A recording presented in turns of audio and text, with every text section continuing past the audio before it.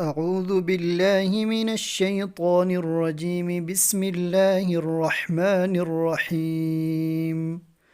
والعصر إن الإنسان لفي خسر إلا الذين آمنوا وعملوا الصالحات وتواصوا بالحق وتواصوا بالصبر.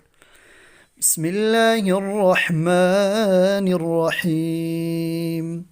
ويل لكل همزة لمزة الذي جمع مالا وعدده يحسب أن